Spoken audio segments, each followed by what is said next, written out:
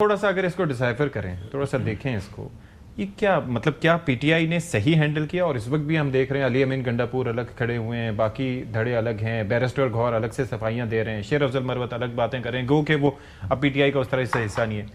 Are you satisfied with the way جس طریقے سے پی ٹی آئی سچویشن کو ڈیل کر رہی ہے؟ دیکھیں اس میں پی ٹی آئی کا ایشو نہیں ہے، مین ایشو ہے خاندان کا، اور خان صاحب کو کس طریقے سے حکومت کی جانب سے ڈیل کیا جا رہا ہے.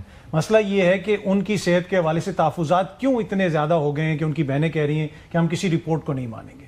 پہلے حکومت نے کہا کہ عمران خان کو نہ کسی اسپتال لایا گیا، نہ ہی ان کا کوئی ایسا ایشو ہے. ایک صحافی نے خبر دی، اس کے 2-3 دن کے بعد حکومت نے جا کے اعتراف کیا جی ہاں ہم پہلے مخفی رکھا ہے، پہلے بالکل چھپا کے رکھا، پھر کہا کہ جی ہم لے کے آئے تھے اس عمران خان کو جس کو وہ کسی عدالت میں پیش نہیں کرتے، جس کی کہیں پہ تصویر نہیں آتی، جس کی کوئی میڈیا کے ساتھ انٹریکشن نہیں ہو سکتی، عدالت بھی لگتی ہے جا کے جیل کے اندر، اگر اس کو وہ باہر نکال کے لے کے آئے there was something serious. تو اس کی وجہ سے لوگوں کے کنسرنز میں اضافہ ہوا. تو فیملی ایک ہی مطالبہ کر رہی ہے کہ ان کے جو ذاتی معالجے ہیں ان تک ایکسیس دے دیا جائے. اب اس میں لیکن میں نے جو سوال کیا کہ پارٹی نے اس کو مس ہینڈل کیا، 30 جنوری کی جو اسٹیٹمنٹ تھی، ویڈیو اسٹیٹمنٹ محمود خان اچکزئی کی along with Salman Akram Raja and Sohail Afridi, اس سے کیا انڈیکیٹ ہو رہا تھا؟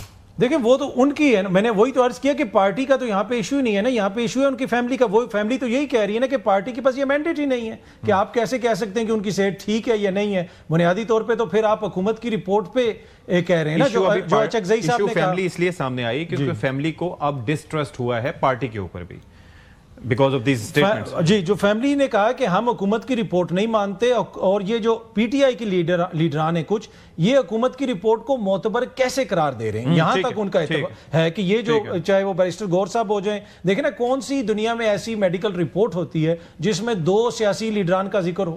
جو علامہ راجہ ناصر عباس صاحب کا اور بیرسٹر گور صاحب کا ذکر ڈال دیا، پیمز کے ڈاکٹرز نے جو رپورٹ لکھی جب انہوں نے معائنہ کیا خان صاحب کا، تو اس سے واضح طور پہ نظر آتا ہے کہ اس کے اندر سیاست ہے. اور فیملی یہ کہہ رہی ہے کہ آپ ہمیں ایکسیس دیں، اگر ہمیں ایکسیس نہیں دیتے تو ہمارے جو ذاتی معالج ہیں خان صاحب کے ان کو ایکسیس دیں.